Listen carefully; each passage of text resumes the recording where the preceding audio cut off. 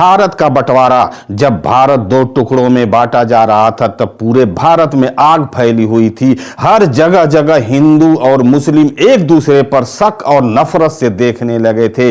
25 अक्टूबर से 11 नवंबर 1946 तक हिंसा मुख्य रूप से बिहार के छपरा, पटना, मुंगेर और भागलपुर क्षेत्र में फैल चुकी थी, जहां बड़े पैमाने पर मुस्लिम परिवारों को निशाना बनाया गया। हिंदू भीड़ ने मुसलमानों पर हमला किया, घर बार जला दिए, लूटपाट की गई। ये दंगे धार्मिक, आर्थिक और राजनीतिक कारकों से प्रेरित थे। जहां मुस्लिम लीग की पाकिस्तान मांग और कांग्रेस की एकीकृत भारत की नीति के बीच टकराव था। जिन्ना ने बिहार दंगों को अपनी पाकिस्तान की मांग को मजबूत करने का हथियार बना लिया था।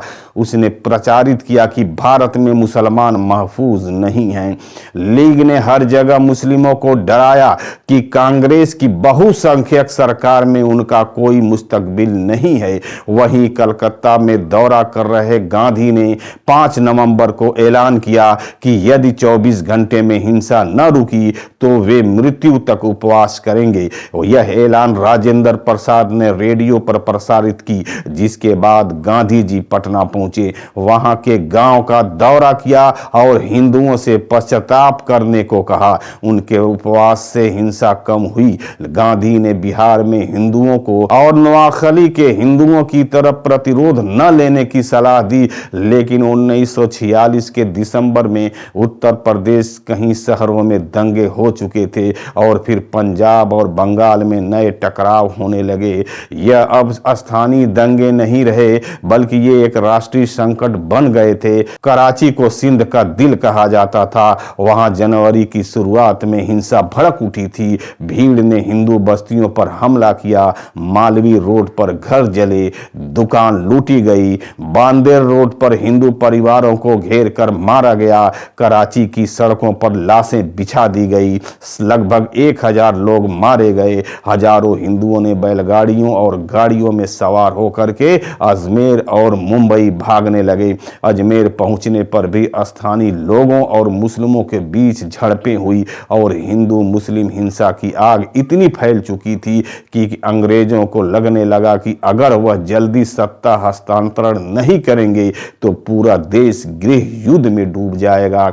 इसी कारण उन्होंने भारत को जल्दी आजाद करने की योजना पर काम तेज कर दिया था।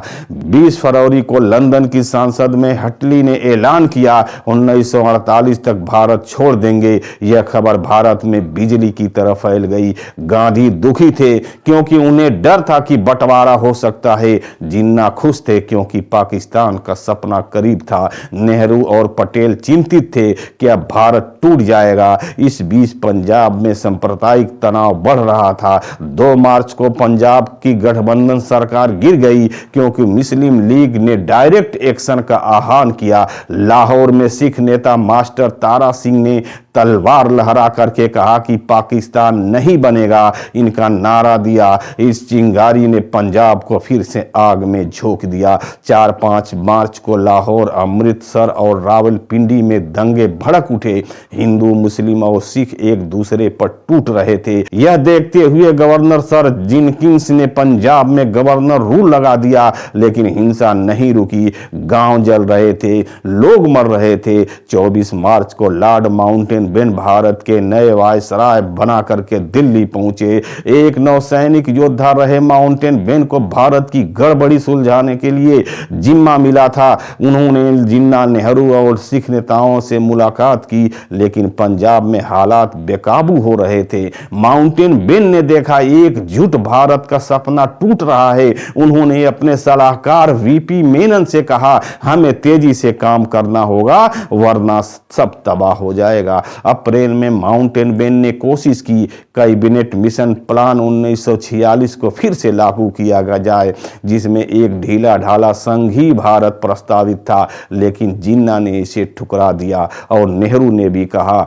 यह भारत को छोटे छोटे टुकड़े में बांट देगा, हमें यह कतई मंजूर नहीं है। इसके बाद माउंटेन बेन ने एक प्लान बनाया जिसमें सबको स्वतंत्रता चुनने की आजादी थी। नेहरू ने इसे भी खारिज कर दिया। इस बीच उत्तर प्रदेश के गढ़मुक्तेश्वर में दंगे दंगे हुए जहां 1000 से 2000 मुस्लिम मारे गए। हिंसा पंजाब और बंगाल से बाहर भी फैल चुकी थी। माउंटेनबेन ने सोचा अब विभाजन ही एकमात्र रास्ता है।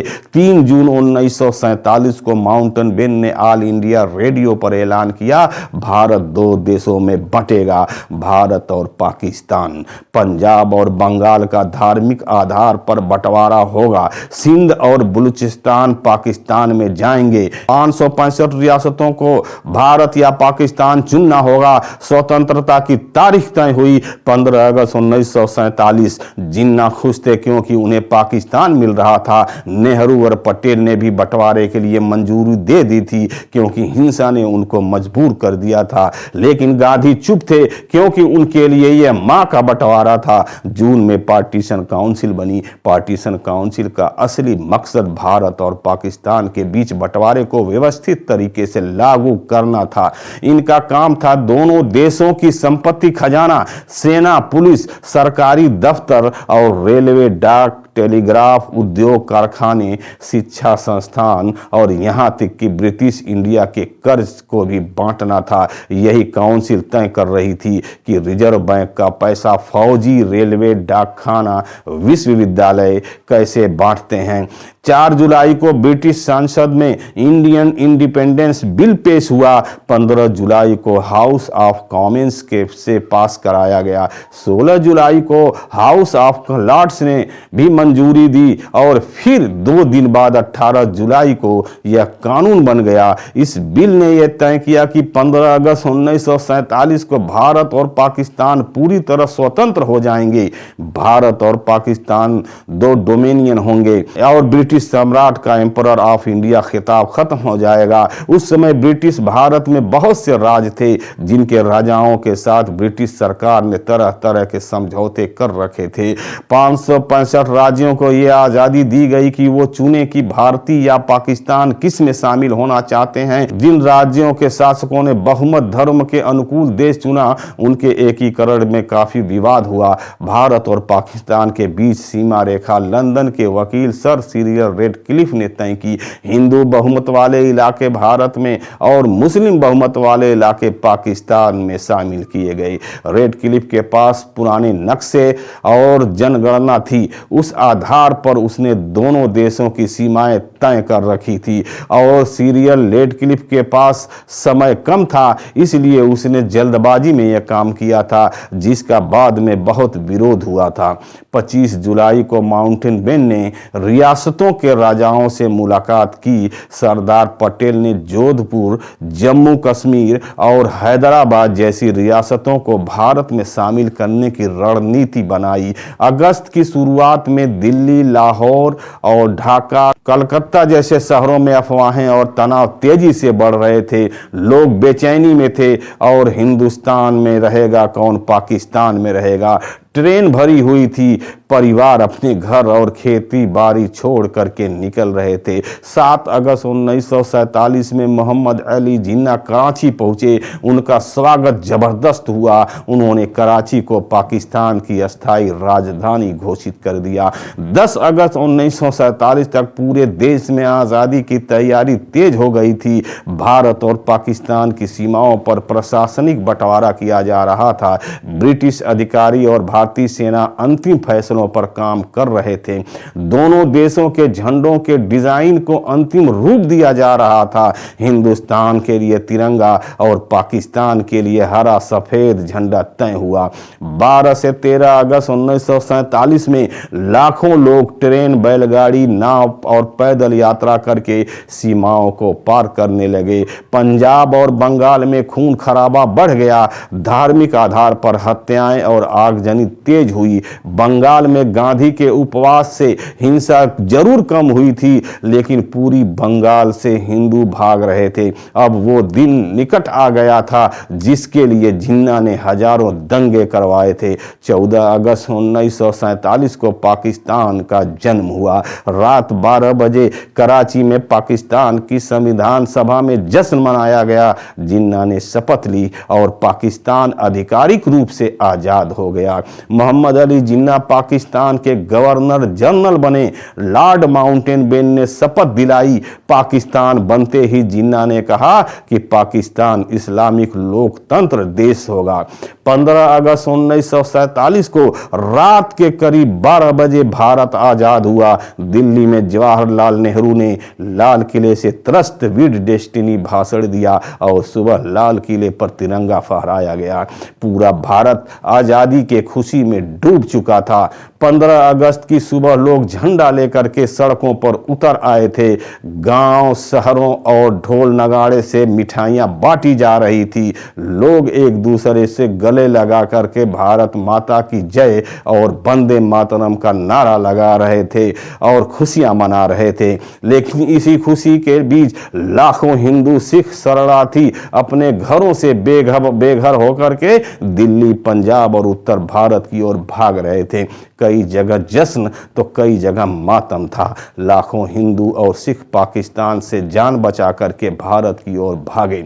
कराची, लाहौर, रावलपिंडी, ढाका जैसे बड़े शहरों में कभी बड़ी संख्या में हिंदू और सिख रहते थे, लेकिन 1947 के बाद उनकी आबादी बहुत तेजी से घट गई। कुल मिलाकर के पाकिस्तान में अब हिंदू और सिखों के लिए कोई जगह नहीं बची थी और जो लोग वहां फंस गए थे उन्होंने भारी भेदभाव और डर के माहौल में जिंदगी बिताई। दूसरी तरफ अमृतसर, लुधियाना, पटियाला, जालंधर, फिरोजपुर जैसे इलाकों में मुसलमानों का कत्लेआम हुआ और वहां के मुस्लिम लोग पाकिस्तान की ओर भागने लगे।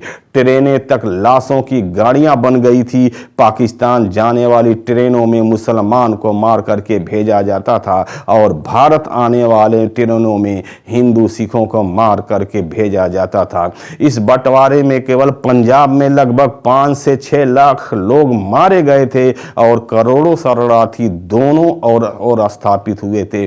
ब्रिटिश सरकार ने विभाजन की प्रक्रिया को ठीक से नहीं संभाला था, क्योंकि स्वतंत्रता की घोषणा पहले और विभाजन की घोषणा बाद में की गई। देश में शांति कायम रखने की जिम्मेदारी भारत और पाकिस्तान की नई सरकारों के सर पर आई। किसी ने यह नहीं सोचा था कि बहुत से लोग इधर से उधर जाएंगे। लोगों का विचार था कि दोनों देशों में अल्पमत संप्रदाय के लोगों के लिए सुरक्षा का प्रबंध किया जाए, लेकिन दोनों देशों की नई सरकार के पास हिंसा और अपराध से निपटने के लिए आवश्यक प्रबंध नहीं था। फलस्वरूप दंगा हुआ और बहुत से लोगों की जानें गईं और बहुत से लोगों को घर छोड़कर भागना पड़ा। अंदाजा लगाया जाता है कि उस दौरान लगभग 5 लाख से 30 लाख लोग मारे गए थे, कुछ दंगों में तो कुछ यात्रा की मुश्किलों से। विभाजन के बाद के महीने में दोनों नए देशों के बीच विशाल जन स्थानांतरण हुआ। पाकिस्तान में बहुत से हिंदुओं और सिखों को मार करके बेघर कर दिया गया, लेकिन भारत में गांधी जी ने कांग्रेस पर दबाव डाला और सुनिश्चित किया कि मुसलमान अगर चाहें तो भारत में रह सकते हैं।